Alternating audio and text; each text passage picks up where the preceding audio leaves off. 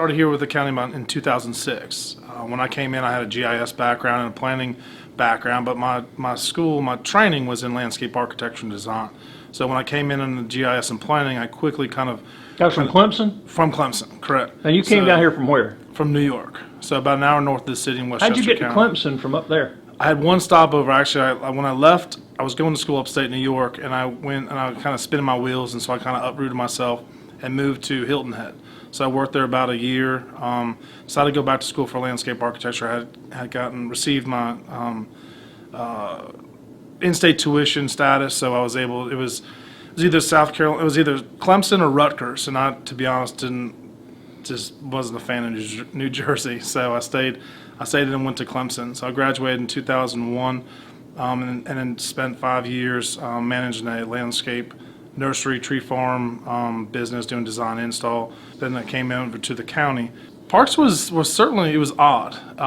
Parks was being handled heavily by community planning division of the planning department, but also helped along by roads and bridges, as well as building and grounds at the time. So we still get a lot of assistance ourselves. There's still not a dedicated large parks department that handles the maintenance, the programming. We don't do a lot of that. Our parks department handles rental venues, does host events, farmers market. We now have taken on a big role with the tournaments that come to town, the corridor development. So we still have a big impact on all the recreation providers, all the communities. There are 38 parks.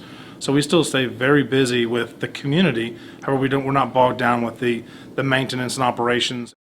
There was a master plan project within the planning department, and that's where I was really able to spend a lot of significant time looking at Anderson County from a bird's eye view, basically creating a snapshot of what our recreation looked like in 2009. It included more than just the county. It was also city land, federal land, state land, private land, and then school district land. So we're looking at what different agencies actually offered what types of recreation, where our holes were, how we were balanced or whether we weren't balanced.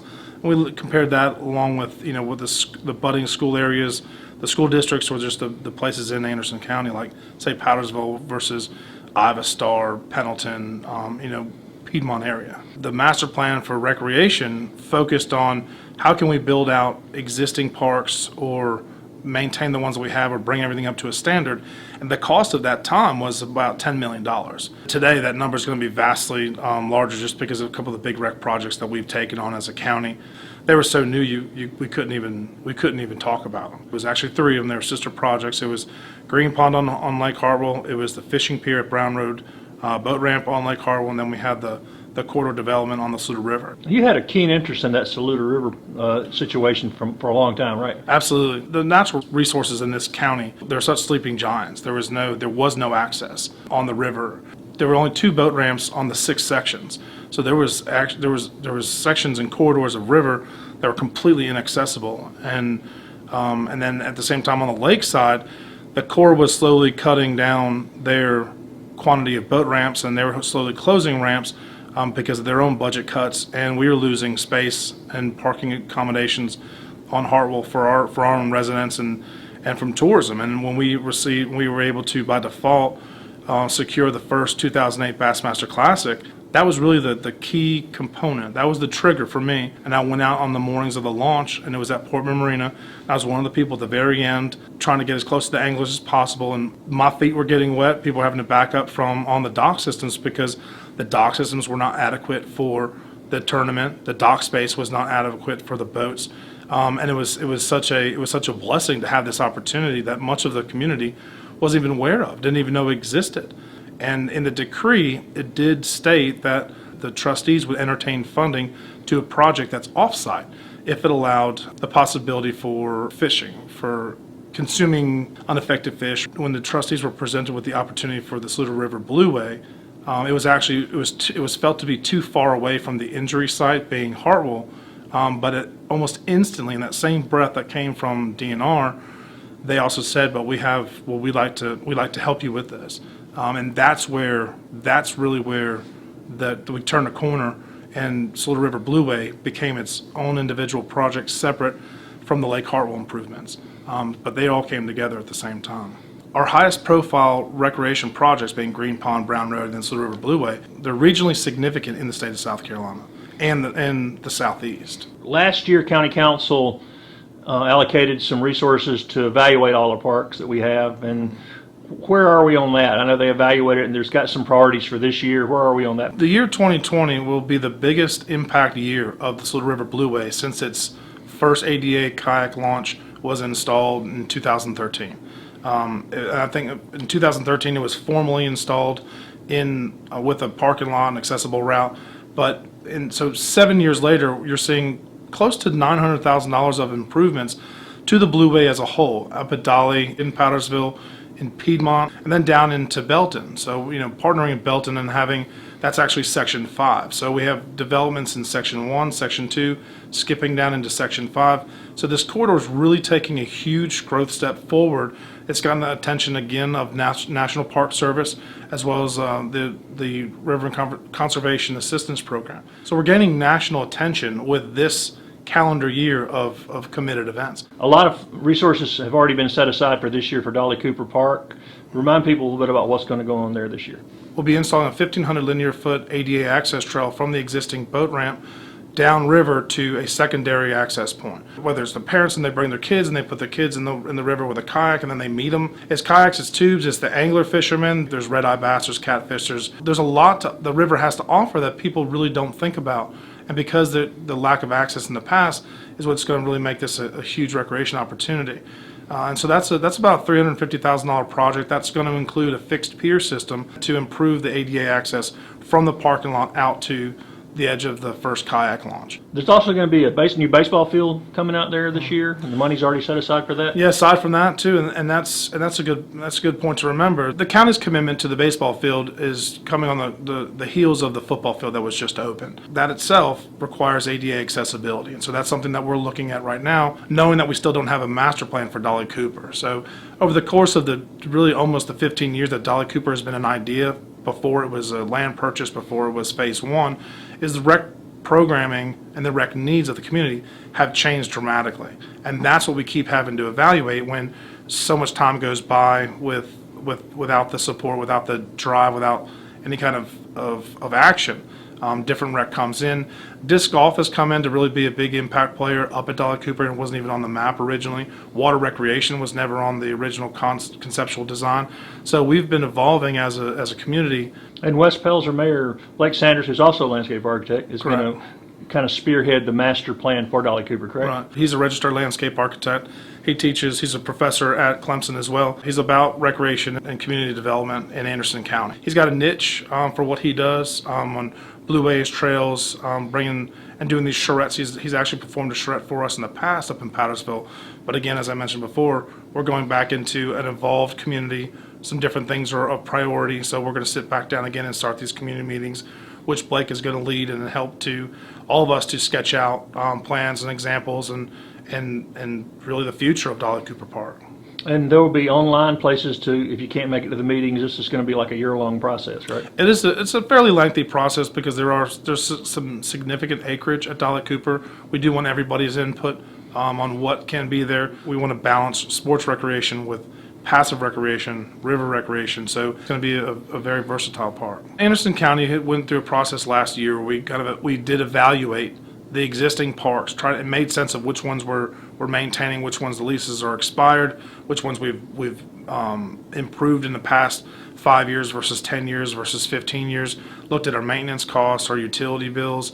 So we did look internally at the 38 parks that we did have and try to identify ones that we could comfortably or justify not continuing the leases for, because certainly where we can minimize our involvement in other parks, especially if they're non-county owned, then we can focus that money on county owned property. We were able to thin a few off of our park list, but in each county council district, the nature of the parks differ greatly. And we have some with only 2 parks, we have some with 2 parks and maybe only walking tracks, versus some are majority of boat ramps versus sports complexes. So it's not easy to compare district to district. Actually, it's out on the streets right now as a maintenance bid, so that we'll be requiring a level of attention at the parks that's really a little bit more than we've done really in the past. So but that translates, we're doing a little bit more in 38 parks. We do expect an increase, but we do hope to to gain some better curbside appeal at all of our facilities. And the facility that really is the one with continued potential and the one that's generated the most economic activity is Green Pond Landing and Event Center. There's a lot of construction going out there. Tell me a little bit about that and also some of the ideas for the future out there. So we just celebrated Green Pond's 5th birthday on December 19th of last year. So at that point, at 5 years in operation, the economic impact to upstate South Carolina is $56 million. We certainly have a lot on the horizon. The Classic, we are looking to try and secure that in the coming years, which is significant in itself. But we do have a couple big spring 2020 events coming in that will bring in bass and other high-profile tournaments into our area, which will be significant economic impacts. We were on the top 100 bass lakes for a number of years since bass first came to town in 2015 with the return of the Classic. Every year we're investing into Green Pond to constantly change the face of it, to improve it, and to really try to build out the master plan. Right now we're under construction with a $900,000 infrastructure improvement, which is ultimately ADA parking down by the landing, which was part of the original design 10 years ago. We're straightening out roads that we had to avoid because of rock. We have a grant out there right now that we're waiting to hear back from regarding roadway improvements. This would help widen some of the radiuses the radii in Green Pond to make them wider so we can accommodate a semi-trailer coming in from the perimeter road all the way around and making it to the top. The spring of 2020, we are anticipating the beginning of the amphitheater project, which will bring in some of the lower terrace seat walls for the amphitheater, along with raising up the drive-through weigh-in lane. The drive-through weigh-in lane is a component that will significantly change the face of tournament weigh-in when it's established, because right now we're actually weighing in part of the parking lot of Green Pond. So we're compromising, we're losing some of our parking, and we're not able to use all the facility the way it was designed. So that's going to be a big component. And the amphitheater can be used for things beyond fishing and tournament. The event center part of Green Pond is where we're starting to really develop now. After the amphitheater and the drive-through weigh-in lane plaza begin, then we're actually bringing in the phase expansion of the dock system with a 320-foot courtesy dock. This is going to be the weigh-in dock or an opportunity for people to fish from in the big water part of Lake Hartwell. So this will be huge and significant for all sorts of other events. The sailing club loves coming through and swinging by Green Pond in December with their decorated lights. We've got a lot of interest at Green Pond for different activities, whether they're educational, whether they're government related. So it is slowly becoming more than just a boat ramp. We have identified a spot on Green Pond that otherwise was going to be reserved for future development, though it was unsure. That is going to be potentially a 15,000 square foot expo space. It's something. Is what we're starting with, just to look at, to consider. Because for the events that go on at Green Pond, and again, the event center component, there needs to be some sort of a building. The success of Green Pond and these other things we're talking about are all tied directly to overall economic development in the county, not just tournaments and stuff, but industry looking to come here. One of the first things they look at is recreational opportunities. Is that correct? That's correct. The natural resources that we have as a county, that is something that sets us aside from other counties. What's the next 10 years going to look like, do you think? Our budget year goes out 5, so we try to look at 5, and whether it's realistic or unrealistic, we do put a goal on a 5-year completion. We do end up rolling the budget year to year beyond that.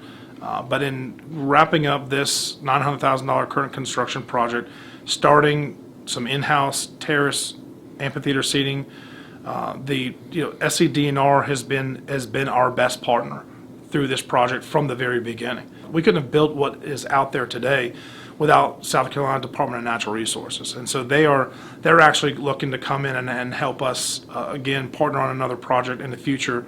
Because, as they say, it's not hard to justify their funds when they're supporting projects like Green Pond or the Brown Road Fishing Pier.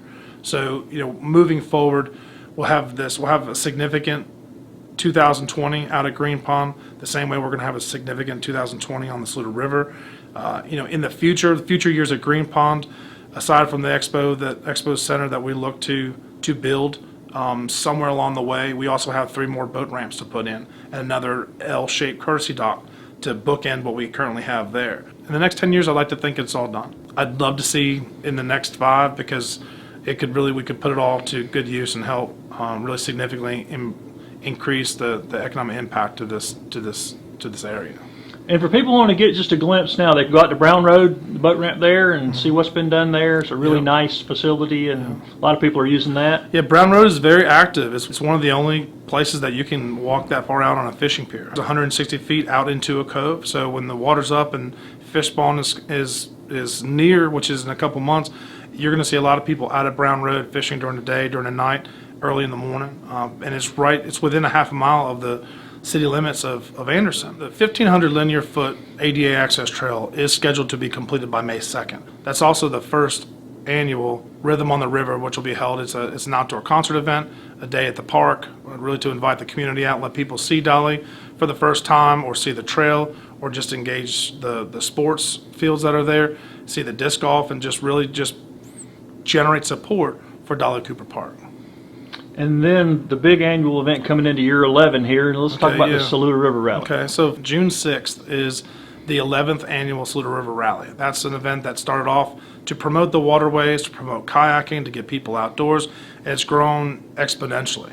Last year was our decade event. We had 350 people come out. They drove as far as Florida, flew from Connecticut. The year before, we had a young lady fly from California, because we were one of the only events in this region that put people on a 15-mile section of river and accommodate you the whole way. It travels through 3 towns, from Powdersville to Piedmont and Takeout in Pelzer.